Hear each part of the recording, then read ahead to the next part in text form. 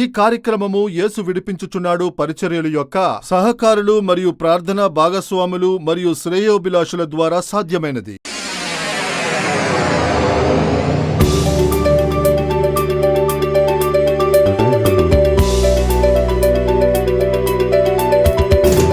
మనల్ని సృష్టించిన దేవుడు మనకు ఎంత మేలు చేస్తున్నారు. ఆయన మన వద్ద ఒక కృతజ్ఞతనే ఎదురు చూస్తున్నారు. అది మనసు లోపల నుండి నిజాయితీగల హృదయముతో, సంపూర్ణ హృదయముతో మీకు కృతజ్ఞత దేవుడా అని దేవునికి కృతజ్ఞత చెప్పడము. దేవుడది తలంచి చూసి కృతజ్ఞత తెలుపుతున్నాడు. అయితే దేవుడు చేసిన మేళ్లను గుర్తు చేసుకుని కృతజ్ఞత చెప్పడము.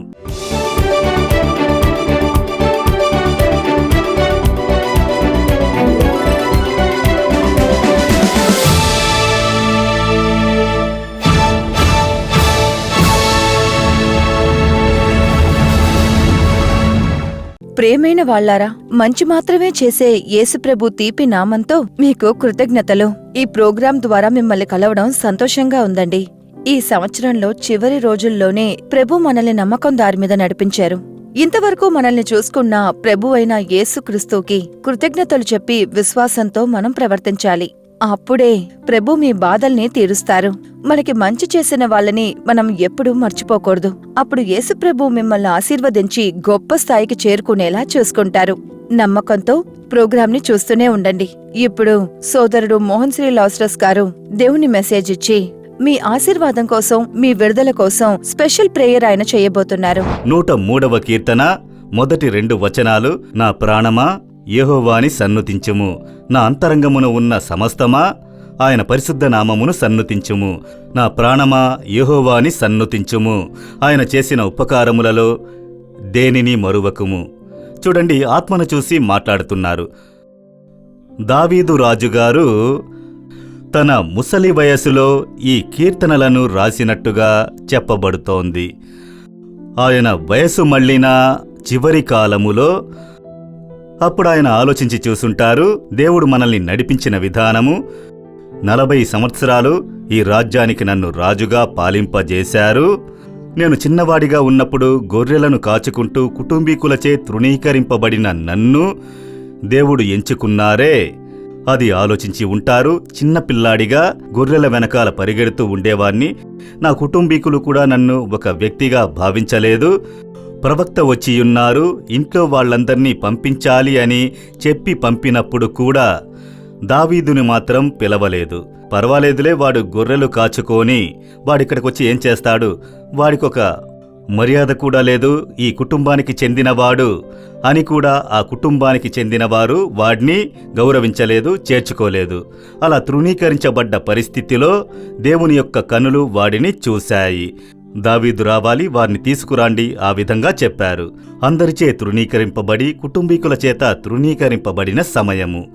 యెహోవా వాడిని ఎంచుకుని చిన్న వయసులోనే అభిషేకించి, చూడండి, దేవుడు గొలియాతుకి ముందు నిలబడినప్పుడు కూడా ఆ గొలియాతుని పడగొట్టే విధంగా దేవుడు చేసి ఇశ్రాయేలు దేశం మొత్తం వాడి గురించి మాట్లాడేలాగా చేశారు. వాడు వెళ్లిన చోటంతా జయాన్ని ఇచ్చారు. దావీదు యుద్ధ కార్యములను చదివితే ఒక్క ప్రదేశంలో కూడా దావీదు ఓడిపోయినట్టుగా చెప్పబడలేదు. అన్ని ప్రదేశాల్లోనూ దేవుడు జయాన్ని ఇచ్చారు. ఇవన్నీ దావీదు ఆలోచించి ఉంటారు. ఈ ముసలి వయసులో పడక మీద ఉండి దేవుడు నన్ను నడిపించిన విధానము ఎలా, నేను వెళ్లిన ప్రదేశాల్లో నన్ను కాపాడారు. దావీదుని ఫిలిష్తీయులు గురిపెట్టారు. దావీదుని చంపేయాలని రాక్షసులను నియమించారు. ఎందుకంటే వాడే గొలియాతుని పడగొట్టి, రాక్షసులని పడగొట్టి గొప్ప ఫిలిష్తీయుల్ని అణచినందువల్ల అతని మీద వాళ్లకి ఒక పెద్ద కోపముంది. దావీదుని గురిపెట్టి పడగొట్టడానికి రాక్షసులని ఏర్పాటు చేశారు. కాని దేవుడన్నిటికీ దూరంగా ఉంచి దావీదుని కాపాడారు. ఇవన్నీ దావీదు ఆలోచించి చూసుంటారు. ఇలా ప్రతి ఒక్క కార్యాన్ని ఆలోచించి దేవుడు నన్ను ఏ విధంగా కాపాడారు అని, ఎవరికి సహాయంగా ఉండి గొలియాతుని పడగొట్టారో అదే సౌలు రాజు అసూయతో వచ్చి దావీదుని చంపాలని వేటాడుతున్నాడు. ఒక జంతువుని వేటాడే విధంగా వేటాడాడట. మరణానికి నాకొక అడుగు దూరమే ఉంది అని దావీదు చెప్పేటటువంటి విధముగా అతను వేటాడబడ్డాడు. అరణ్యములలో పరిగెడుతున్నాడు, కొండ గుహలలో దాక్కుంటున్నాడు. ఆలోచించి చూడండి, సొంత ఇంట్లోకి వెళ్ళి ఉండలేకపోతున్నాడు. ఆ విధంగా వాడు తరమబడుతున్నాడు. ఒక దేశంలోని సైన్యం వాడిని వెతుకుతోంది, వాడిని అంతం చేసే విధముగా. అయినా దేవుడు వాడిని మరణానికి అప్పగించలేదు. దేవుడు వాడిని రక్షించి కాపాడారు. అవన్నీ వాడు ఆలోచించాడు. దేవుడు నడిపించి తీసుకొచ్చిన విధానము ఆలోచించి చూశాడు. ఇతర దేశాల్లోకి వెళ్ళి పిచ్చివాడిలాగా నటించి, ఒక మెంటలని చెప్పే విధముగా పిచ్చివాడిలాగా నటించి తన ప్రాణమును కాపాడుకోవడం కోసము అటువంటి శ్రమల మధ్యలో దేవుడు అతనితోనే ఉండి, దావీదుకి తోడుగా ఉండి దేవుడు కాపాడి దేవుడు తీసుకుని వచ్చియున్నారు.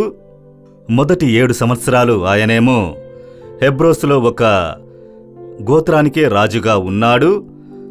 ఆ తర్వాతే ఆయన సమస్త ఇశ్రాయేలీయులకు రాజుగా మారుతున్నాడు. పక్కనున్న వాళ్లే ద్రోహం చేస్తున్నారు, పక్కన ఉన్న వాళ్ళని నమ్మలేకపోతున్నాము. అటువంటి విషయాలన్నింటినీ కూడా దావీదు దాటి వచ్చారు. ఆయన చెబుతున్నాడు, నేను రాజునయ్యాను, యెహోవా నన్ను రాజును చేశారు, అయినా నేను బలహీనుడను, బలహీనం గలవాడిగానే నేను ఉన్నాను. ఆ విధంగా దావీదు చెప్పే సంఘటనలను లేఖనంలో చూస్తున్నాము.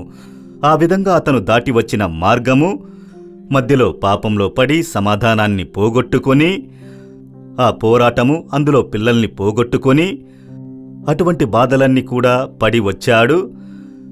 అందువల్ల దేవుని కనులు దావీదుని చూస్తూ ఉండి అతని అతిక్రమములను క్షమించి, కాలికి చెప్పులు కూడా లేకుండా పరిగెత్తే పరిస్థితి. సొంత కొడుకు తరుముతున్నాడు, కాలికి పాదరక్షలు వేసుకునే టైం కూడా లేదు. ఆ విధంగా చెప్పులు కూడా వేసుకోకుండా తప్పించుకుని పారిపోయిన సంఘటనను మనము చూస్తున్నాము. నేను మళ్ళీ ఈ దేశానికి వస్తానా, రాజుగా వస్తానా అని తెలియదు, ప్రాణాలు దక్కించుకుంటే చాలు అని పారిపోయిన దావీదుని దేవుడు మళ్ళీ తీసుకొచ్చారు. ఇవన్నీ చరిత్రను చదివేటప్పుడు ఆయన పడకలో ఉండి ఇవన్నీ ఆలోచించి ఉంటాడు. తన జీవితంలో జరిగిందంతా దావీదు ఆలోచించి చూసి, ఇప్పుడు చూడండి, ముసలి వయస్సు వరకు దేవుడు అతనికి జయాన్ని ఇచ్చి రాజ్యభారాన్ని స్థిరపరచి, దేవుడొక కుమారుడు సాలమును ఇచ్చి, దేవుని ఆలయం కట్టే పథకములను ఇచ్చి, దానికోసం బోల్డంత బంగారము వెండిని సేకరింపజేసే విధముగా అవన్నీ ఒక్కొక్కటిగా ఆలోచించి చూస్తున్నాడు. దేవుడు ఎక్కడ్నుంచి ఎక్కడికి తీసుకొచ్చారు. గొర్రెలు మేపుకుంటూ కుటుంబీకుల చేత తృణీకరింపబడిన నన్ను దేవుడు ఎక్కడికి తీసుకొచ్చి ఉంచారు. అవన్నీ తలంచి చూసేటప్పుడు అతనిలో ఒక కృతజ్ఞత, దేవునిపై ఉన్న ప్రేమ పొంగుతోంది. దేవునికి కృతజ్ఞత చెప్పాలని అతని హృదయము కృతజ్ఞతతో పొంగుతోంది. అప్పుడే చెబుతున్నాడు దావీదు, నా ఆత్మ ఆ విధంగా యెహోవాను స్తోత్రించు. మనం కొన్నిసార్లు దేవునితో మాట్లాడుతున్నాము, అవునా? దేవునితో మాట్లాడుతున్నాం, అది ప్రార్థన. కొన్నిసార్లు దెయ్యాలతో మాట్లాడుతున్నాము, యేసు నామమున నిన్ను గద్దిస్తున్నాను, నిన్ను తరుముతున్నాను అని మాట్లాడుతున్నాము. ఇక్కడ దావీదు తన ఆత్మతో మాట్లాడుతున్నాడు. మన ఆత్మతో మనము మాట్లాడాలి. నా ఆత్మ యెహోవాని స్తోత్రించు. ఆయన ఎన్ని మేలులు చేశారు, దాన్ని తలంచి చూసి దేవునికి స్తోత్రములు చెప్పు. ఒక కృతజ్ఞత గల హృదయముతో ఆయన ఆత్మ పొంగి ఈ కీర్తనను రాసి ఉంచాడు. ఈరోజు ఈ సంవత్సరంలో జరిగిందంతా ఆలోచించి చూడండి. ఎందుకంటే ఇప్పుడు మనం సంవత్సరం చివరి రోజుల్లోకి వచ్చినాము. మనం జీవముతో ఉండడము ఆయన కృప, మనం ప్రాణాలతో ఉండడము ఆయన కృప, ఈ మహమ్మారికి తప్పించుకుని వచ్చింది ఆయన కృప. ఆలోచించి చూడండి, దేవుడు చేసిన మేళ్లను, ఒక్క సంవత్సరంలో ఆయన చేసిన మేళ్లను కాస్త తిరిగి చూడండి. ఈ రోజుల్లో దేవుడు మనల్ని నడిపించుకొచ్చిన మార్గాన్ని తిరిగి ఆయన చేసిన మేళ్లను తలంచి స్తుతించు ఒక రోజులు ఇవి. డిసెంబర్ నెల ప్రారంభములోనే చివరి నెలకి వచ్చేశాము అని వేచి ఉండి ప్రార్థించినప్పుడు దేవుడు నాకు తెలియజేసింది, ఈ సంవత్సరం మొత్తము ఆయన చేసిన మేలులన్నింటినీ తలంచి చూస్తే ఈ నెల మొత్తం కృతజ్ఞత చెబుతూ ఉన్నను సరిపోదు. ఎందుకంటే దేవుడు చేసిన మేలులు అటువంటివి. ఆలోచించి చూడండి. ఈరోజు నాకొక వ్యాధి ఉంది, సమస్య ఉంది, స్వస్థత కావాలి, విడుదల కావాలి, ఇవన్నీ మనం తలుచుకుంటూ ఉండవచ్చును. కానీ ఈ సంవత్సరం మొత్తం ఆయన చేసిన మేళ్లని తలంచి చూడండి. ఆయనకి స్తోత్రములు చెప్పకుండా, కృతజ్ఞత చెప్పకుండా ఉండలేము. అన్ని మేలులు ఆయన చేశారు. అయితే మనం కృతజ్ఞత చెప్పడం అనేది పెదాల నుంచి వచ్చేదిగా ఉండకూడదు. మనస్సు నుండి, ఆత్మలో నుండి ఒక కృతజ్ఞత నిండిన హృదయముతో దేవునికి కృతజ్ఞతలు చెప్పుట. అలా మనం సంపూర్ణ హృదయముతో ఆయన్ని స్తుతించుట దేవుడు ఎదురుచూస్తున్నారు. 10 మంది కుష్ఠురోగులు వచ్చారు. దావీదు కుమారుడా, జాలి చూపండి అని అడిగారు. దేవుడు చెప్పారు, సరే, జీవితాంతము ఇలా కష్టపడి ఇక అంతేనా? మన జీవితాంతము ఈ కుష్టు వ్యాధితోనే అన్నీ అయిపోయాయా అని కలత చెందేటప్పుడు దేవుడు చెబుతున్నారు, మీరు వెళ్ళి యాజకుని వద్ద చూపించండి. అంతే, ఆ ఒక్క మాట. స్వస్థత పొందిన వాళ్లే అతని దగ్గరకు వెళ్లి చూపిస్తారు. కుష్ఠిరోగిగా ఒకడు బాధపడుతూ ఉంటే తర్వాత స్వస్థత పొందాడు అంటే ఆ యాజకుడే తీర్మానించాలి.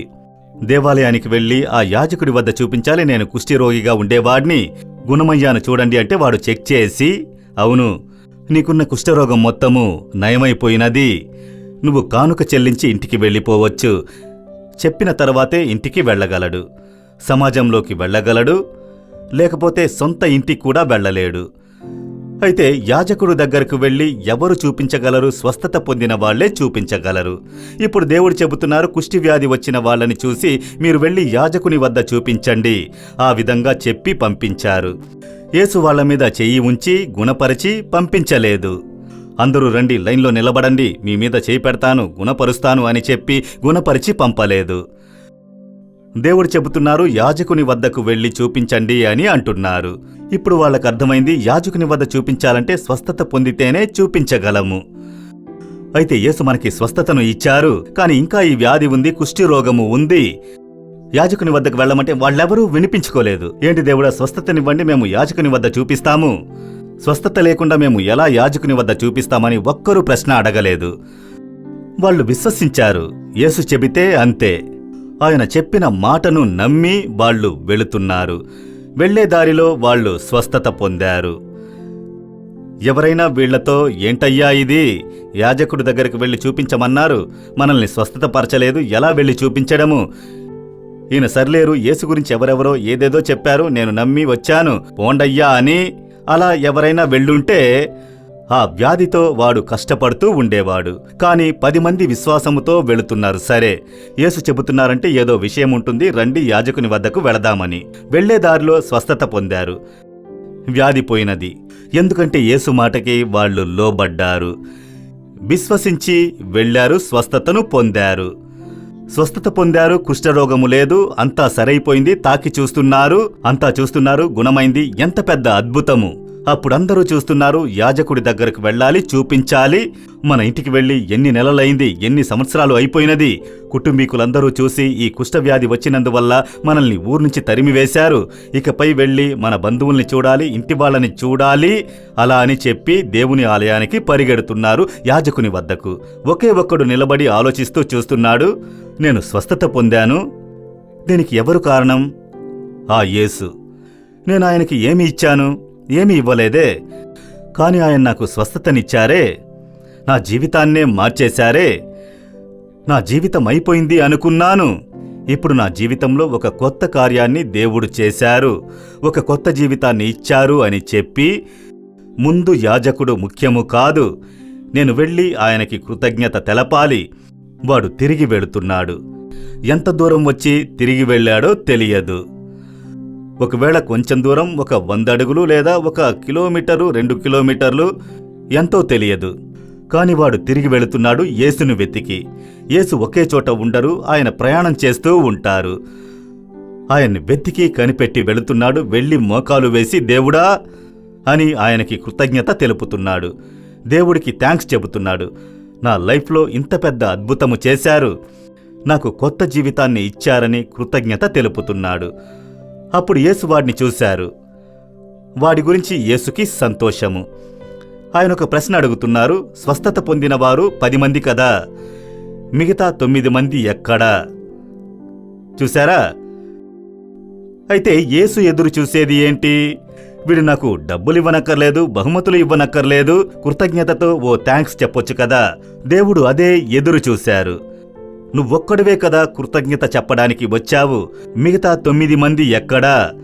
వాడేం చెప్పుంటాడు? వాళ్ళందరూ వెళ్ళిపోయారండి దేవుడా, వాళ్ళందరూ యాజకుడి దగ్గరికి వెళ్లారు. మీరు చెప్పారు కదా యాజకుని దగ్గర చూపించి అందరూ ఇంటికి వెళ్ళొచ్చని. వాళ్ళందరూ వేగంగా వెళ్ళిపోయారు. వీడికి కుటుంబం ఉంటుంది, వీడికి ఇల్లు ఉంటుంది, వీడికి కుటుంబీకులు ఉండి ఉంటారు, వీడికి ఆశ ఉంది, వాళ్ళందర్నీ చూడాలని ఎన్నో నెలలు అయిపోయాయి.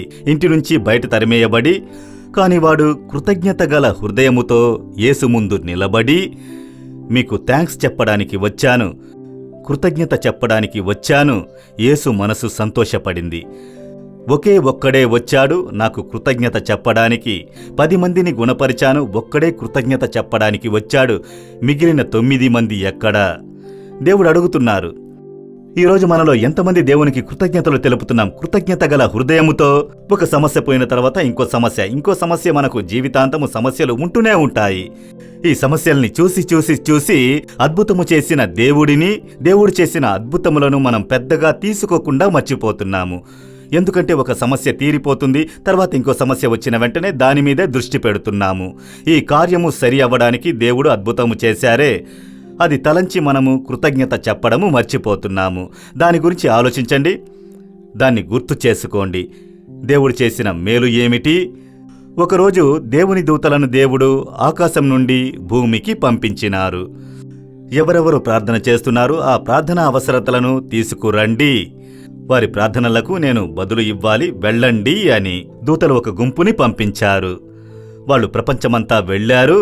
ఎక్కడెక్కడంతా ప్రార్థనలు చేస్తున్నారు. వాళ్ళ అవసరతలు పరలోక రాజ్యానికి తీసుకురావడానికి సేకరించి తీసుకురావాలి. ఒక గుంపు దేవుని దూతల్ని పిలిచారు దేవుడు. ఎవరెవరు నాకు థ్యాంక్స్ చెబుతున్నారు, కృతజ్ఞత తెలుపుతున్నారు, వాటన్నిటినీ తీసుకురండి, అది మీ పని, వెళ్ళండి అని పంపినారు. వాళ్ళు భూమి మొత్తం తిరిగారట. అన్ని చోట్లకి ఎవరెవరు థ్యాంక్స్ చెబుతున్నారు అని వాళ్ళు సేకరించారు. సాయంత్రం పూట అందరూ పరలోకానికి వెళుతున్నారు. అన్నీ సేకరించి తీసుకువెళితే ప్రార్థనా అవసరతలు తీసుకురావడానికి వెళ్లారే, మొయ్యలేనంత ప్రార్థనా అవసరతలు ఇన్ని ఉన్నాయి, లక్షల కొద్దీ ఉన్నాయి ప్రార్థనా అవసరతలు. అవన్నీ మోయలేక తీసుకువెళ్లి దేవుని ముందు పెట్టారు. ఇన్ని ప్రార్థన అవసరతలా? అవును దేవుడా. ఒక్కొక్కళ్ళు చాలా పెద్ద లిస్టు పెట్టుకున్నారు, పచారీ సామాన్ల కొట్టు బిల్లులాగా. నాకది కావాలి, ఇది కావాలి, నాకది చేయండి, ఇది చేయండి. ఒక్కొక్కరికి అన్ని కార్యములు ఉన్నాయి. అందరూ ఇన్ని ప్రార్థన అవసరతలు పెట్టారు. అలాగా, సరే అక్కడ పెట్టండి, వాళ్ళు విశ్వాసంతో ప్రార్థిస్తున్నారు అన్నారు. కాసేపు తర్వాత వాళ్ళు వచ్చారు. స్తోత్రములు కృతజ్ఞతలు చెప్పిన వాటిని సేకరించడానికి వెళ్లారు కదా, కొద్దిగా తీసుకువచ్చారు. ప్రార్థనా అవసరతలు అన్ని ఉన్నాయి, మొయ్యలేనంతగా ఇవి ఇన్నే ఉన్నాయే. దేవుడు చూశారు, ఏంటిది ఇంతేనా కృతజ్ఞతలు చెప్పిన వాళ్ళు? గంటసేపు ప్రార్థన చేస్తే అందులో ప్రార్థన అవసరతలు ఎక్కువగా ఉంటున్నాయి, కృతజ్ఞతలు కొంచెమే ఉంటున్నాయి. కృతజ్ఞత చెప్పడం చేసిన మేళ్లకి ఇంతే. దేవుడికి ఎలా ఉంటుంది? ప్రార్థన అవసరతలు ఎన్నున్నాయి, కృతజ్ఞతలు తెలిపేది ఇంతే ఉంది. ఎలా ఉంటుందో ఆలోచించి చూడండి. కృతజ్ఞత ఉందా మీకు? అలా అని అడిగితే ఎలా ఉంటుంది మీకు? కొందరు చెప్తారు, మీకు అసలు కృతజ్ఞతే లేదు, మీకు ఎన్ని మేళ్లు చేశాను నేను. వీడు కృతజ్ఞత లేకుండా మాట్లాడుతున్నాడు, ఈమె కృతజ్ఞత లేకుండా మాట్లాడుతోంది. పక్కిల్లే. కాఫీ పౌడర్ అయిపోయిందంటే ఇస్తాను, చక్కెర షుగర్ అయిపోయిందంటే వస్తుంది, వచ్చి తీసుకువెళుతుంది, ఇచ్చి పంపుతాను. అన్నీ ఉన్నాయి, కృతజ్ఞత ఉందా? నేనేవేవో మేళ్లు చేశాను, అసలు కృతజ్ఞత ఉందా? కృతజ్ఞత లేకుండా మాట్లాడుతున్నారు, కృతజ్ఞత లేకుండా నడుచుకుంటున్నారు. అలా మనం ఇతరులను చెప్తున్నాం కదా. ఎవరైనా మన దగ్గర మేలు పొందితే వాళ్లకు థ్యాంక్స్ చెప్పాలి, మనకు కృతజ్ఞతాభావంతో నడుచుకోవాలి అని మనము అనుకుంటున్నాము, ఎదురు చూస్తున్నాము. మనల్ని సృష్టించిన దేవుడు మనకు ఎంత మేలు చేస్తున్నారు. ఆయన మన వద్ద ఒక కృతజ్ఞతనే ఎదురు చూస్తున్నారు. అది మనసు లోపల నుండి నిజాయితీగల హృదయముతో, సంపూర్ణ హృదయముతో మీకు కృతజ్ఞత దేవుడా అని దేవునికి కృతజ్ఞత చెప్పడము. దేవుడది తలంచి చూసి కృతజ్ఞత తెలుపుతున్నాడు. అయితే దేవుడు చేసిన మేళ్లను గుర్తు చేసుకుని కృతజ్ఞత చెప్పడము.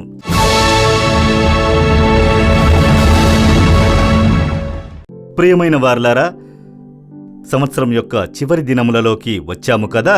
కొత్త సంవత్సరాన్ని చూసేటప్పుడు ఒక పెద్ద సంతోషము. మధ్యలో ఎన్నో పోరాటాలు, సమస్యల్ని ఎదుర్కొనేటప్పుడు వాటన్నిటినీ దాటి వస్తున్నాము. సంవత్సరం చివరి రోజుకు వచ్చేటప్పుడు కొత్త సంవత్సరం గురించి ఎదురు చూస్తున్నాము. అయితే కొత్త సంవత్సరంలో దేవుడు మనల్ని ఆశీర్వదించాలంటే ఈ సంవత్సరంలో ఆయన చేసిన మేళ్లని తలంచుకుని ఆయనకి కృతజ్ఞతలు తెలపాలి. ఈ సంవత్సరంలో దేవుడు మనల్ని కాపాడారు. ఆయన కృపను గుర్తు చేసుకుని ఆయనకి కృతజ్ఞత చెప్పాలి. మీరు భయపడినట్టుగా ఏది జరగని విధంగా మిమ్మల్ని, మీ కుటుంబాన్ని కాపాడుకున్నారు. మనకు స్వస్థత ఇచ్చారు, రక్షణ ఇచ్చారు, అభిషేకాన్ని ఇచ్చారు. ఇంతవరకు ప్రార్థించని మనల్ని గంటల కొద్దీ ప్రార్థించేలా చేశారు. రాబడిని ఇచ్చారు, మనలో విశ్వాసాన్ని ఇచ్చారు. అన్నిటి కొరకు దేవుని స్తుతించాలి. అలాగే ఆయన చేసిన మేళ్లని ఇతరులకు చెప్పాలి. మాకు యేసు ఈ విధంగా చేశారు, మీకు చేస్తారు, దేవుడు మిమ్మల్ని కూడా ప్రేమిస్తున్నారు అని చెప్పి కృతజ్ఞతా భావంతో ఉండాలి. దేవుణ్ణి స్తుతిద్దామా? ఎంత కృతజ్ఞతతో మీరు స్తుతిస్తున్నారో అంతకు మించి కొత్త సంవత్సరపు ఆశీర్వాదము ఉంటుంది. కృతజ్ఞత లేకుండా సనుక్కుంటూ అలాగే మనం ఉన్నామంటే యెహోవా మనల్ని ఎలా ఆశీర్వదించాలనుకుంటారో అవునా? అందువల్ల బాగా స్తోత్రములు చెప్పండి. నోరు తెరిచి దేవుని స్తుతిద్దామా? తండ్రి, మాకు చేసిన మేళ్లని మేము గుర్తు చేసుకుంటున్నామయ్యా. ఈ సంవత్సరంలో వచ్చిన మహమ్మారి సమస్యలు, తుఫాను సమస్యలు, దేవుడా వ్యాపారంలో సమస్యలు, పనిలో సమస్యలు, చదువులో సమస్యలు, దేవుడా మరణ భయాన్ని ఏర్పరిచే పరిస్థితులు, ప్రమాదాలు గుమ్మం వరకు వచ్చాయి. అన్ని పరిస్థితుల్లోనూ మీరు మమ్మల్ని కాపాడినందుకు స్తోత్రములు, రక్షించినందుకు స్తోత్రములు, స్వస్థత ఇచ్చినందుకు స్తోత్రములు, చెడు మమ్మల్ని తాకకుండా అద్భుతంగా కాపాడినందుకు స్తోత్రములు. మరణ చీకటి యొక్క లోయలో నడిచినప్పటికీ మీరు వెలుతురుగా ఉండి మమ్మల్ని బయటికి తీసుకొచ్చినందుకు స్తోత్రములు. మా ఇంట్లో ఉన్న కొందరు ప్రియమైన వారిని పరలోకంలోని ఒక ఉన్నతమైన స్థలానికి తీసుకువెళ్లారే, దానికి స్తోత్రములు. అయినా మమ్మల్ని ఓదార్చారు, ధైర్యపరిచారు. అన్నిటి కొరకు స్తోత్రములు. ఈ ఇబ్బంది సమయంలో మాతో ఉండి మమ్మల్ని నడిపించారు, దానికి స్తోత్రములు. అన్నిటి కొరకు స్తోత్రములు, స్తోత్రములు, స్తోత్రములు అని స్తుతిస్తున్నామయ్యా. మీకు కృతజ్ఞత కృతజ్ఞత అని తెలుపుతున్నామయ్యా. ఎన్ని మేళ్లు చేశారు, ఎంత శ్రద్ధగా మా మీద ఉన్నారు. మమ్మల్ని రక్షించారు, అభిషేకించారు, ప్రార్థించడం నేర్పించారు, లేఖనాన్ని నేర్పించారు, మీలో సంతోషించేలా చేశారు. అన్నిటి కొరకు స్తోత్రములు స్తోత్రములని మిమ్మల్ని స్తుతిస్తున్నాము. కోట్ల కోట్ల కోట్ల స్తోత్రములు. అన్ని మేళ్ల కొరకు మీకు స్తోత్రములు. ఎన్ని మేళ్లయ్యా, చెప్పలేనన్ని మేళ్లను మాకు ఇచ్చారు. అన్నిటి కొరకు మిమ్మల్ని స్తుతిస్తున్నాము, స్తుతిస్తున్నామయ్యా. ఈ కొత్త సంవత్సరంలో మా కోసం ఉంచిన మేళ్లన్నిటి కొరకు, ఆశీర్వాదాల కొరకు కోట్లాది స్తోత్రములను మీకు చెల్లిస్తున్నాము. మా స్తోత్ర బలులను మేము ఎంతో సంతోషంగా యేసుక్రీస్తు నామమున మా తండ్రియగు దేవుని కొరకు మేము అర్పిస్తున్నాము, సమర్పిస్తున్నామయ్యా. మీరు ఈ స్తోత్ర బలులను స్వీకరిస్తున్నందుకు మీకు స్తోత్రములు. యేసుక్రీస్తు నామమున స్తోత్ర బలులను కృతజ్ఞతతో సమర్పించుకుంటున్నాము తండ్రి. Amen, amen. ప్రియమైన వాళ్లారా, ప్రోగ్రాం చూసి మీరు కూడా ఆశీర్వాదాన్ని పొందుంటారని నమ్ముతున్నాం. మీరు పొందిన మంచిని మాకు తెలియచేయడం మర్చిపోకండి. దేవుని కృప మీ అందరితో ఉండాలని ఆశీర్వదిస్తూ ఆమెన్. రాబోయే 2026వ సంవత్సరం మీకు ఆశీర్వాదములతో నిండి ఉండాలని జనవరి 1వ తేదీ గురువారం నాలుమావడి దేవుని గుడారములో సంవత్సర వాగ్దాన సమావేశం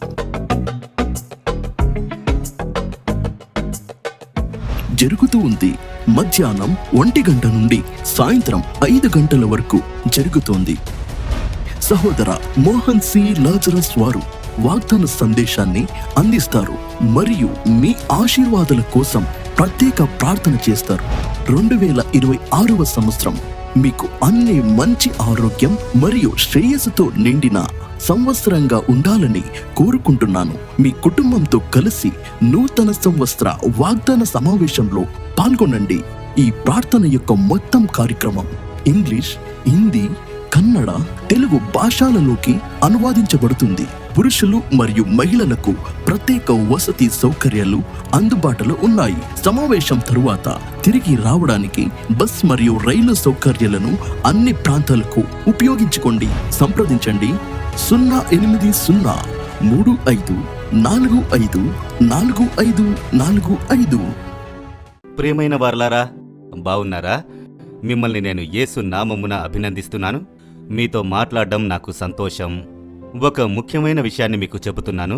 ప్రతి వారము శనివారము ఆదివారము రాత్రి 7 గంటల నుండి 9:30 గంటల వరకు ప్రార్థిద్దాం రండి కార్యక్రమము ప్రసారమవుతున్న విషయం మీకు బాగా తెలుసు. తమిళ్, ఆంగ్లము, తెలుగు, కన్నడము, హిందీ భాషలలో అనువాదము చేయబడి అనేకులు అది చూసి ఆశీర్వదించబడుతున్నారు. మీరు మీ లాంగ్వేజ్లో అంటే మీ భాషలో ఈ కార్యక్రమంలో మీరు పాల్గొని ప్రార్థించవచ్చును. ఈ వారం కూడా శని, ఆది 2 రోజులు ఆ కార్యక్రమాన్ని కంఫర్టర్ టీవీలో చూడొచ్చు. సోషల్ మీడియాలో యూట్యూబ్, ఫేస్బుక్ అందులో కూడా ఈ కార్యక్రమాన్ని మీరు చూడొచ్చు. ముఖ్యమైన కార్యం కొరకు కలిసి ప్రార్థించబోతున్నాం. దేవుడు మీకంటూ ఇచ్చిన వాక్యాలను పంచుకుని ప్రార్థించబోతున్నాం. తప్పకుండా చూడండి. మీకు తెలిసిన మిత్రులు, బంధువులు, మీరు హిందీ భాష, తెలుగు భాష, కన్నడ భాష వాళ్ళందరికీ తెలియజేయండి. మలయాళ భాషలో వాళ్ళకి తమిళ్ బాగా అర్థమవుతోంది, ఆంగ్ల భాషలోనూ అనువాదము చేయబడుతోంది. వారందరికీ తెలియజేశారంటే వాళ్ళందరూ చూసి ఆశీర్వదించబడతారు. అందులో సాక్ష్యం చెప్పబడి జనం గుణమయ్యి విడుదల కోసం ప్రార్థనలు చేయబడుతున్నాయి. చాలామంది విడుదల పొందుతున్నారు. ఆ విధంగా ఉన్న ప్రజలకి మీరు తెలియజేయవచ్చు. అనేకులు ఊరట చెందుతున్నారు. అనేకులు దేశం కోసం ప్రార్థించవలసిన కార్యం కోసం తెలుసుకుని ప్రార్థిస్తున్నారు. వీటన్నిటినీ మీరు చూసి లబ్ధి పొందుటకు మిమ్మల్ని ప్రేమగా ఆహ్వానిస్తున్నాను. శని, ఆది 2 రోజులు ప్రార్థిద్దాం రండి కార్యక్రమంలో కలుద్దాం. యెహోవా ఆశీర్వాదము మీతో ఉండునుగాక. మాట్లాడి మిమ్మును ఆశీర్వదించెదరు. ఆమెన్.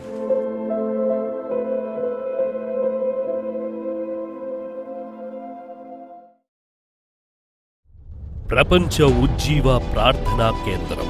ప్రియులారా, మీకు సమీపంలోని యేసు వెంబడించుచున్నాడు పరిచర్యలు ప్రపంచ ఉజ్జీవ ప్రార్థనా కేంద్రం వద్ద దేశాల ఉజ్జీవం కోసం ప్రార్థించడానికై రండి. మీ వ్యక్తిగత మరియు కుటుంబ సమస్యల కోసం మా దేవుని సేవకులు మీకు బైబిలు సంబంధమైన ఆలోచనలు అందిస్తారు మరియు వారు మీకోసం ప్రార్థిస్తారు. ప్రతిదినం ఉదయం 9 గంటల నుండి రాత్రి 8 గంటల వరకు ఈ ఉజ్జీవ ప్రార్థనా కేంద్రం పనిచేస్తుంది. వివిధ బైబిల్ అనువాదాలు మరియు సహోదరులు మోహన్ సి లాజరస్ గారు రచించిన పుస్తకాలు అందుబాటులో ఉన్నాయి. యేసు విడిపించుచున్నాడు పరిచర్యల మ్యాగజైన్ చందాను పునరుద్ధరించుకోవడానికి, ప్రత్యేక అర్పణలు సమర్పించడానికి సౌకర్యం అందుబాటులో ఉంది. రండి, దేశాల ఉజ్జీవం కోసం భారంతో ఈ ప్రపంచ ఉజ్జీవ ప్రార్థనా కేంద్రంలో జరిగే అనుదిన ప్రార్థనలో పాల్గొనండి.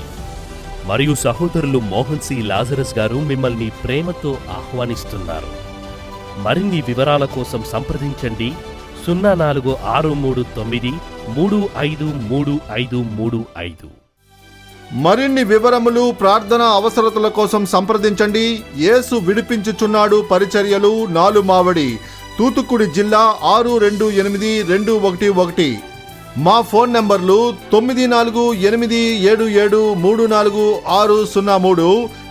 8106072222, info@jesusredeems.org. దేవుడు మిమ్మును దీవించునుగాక.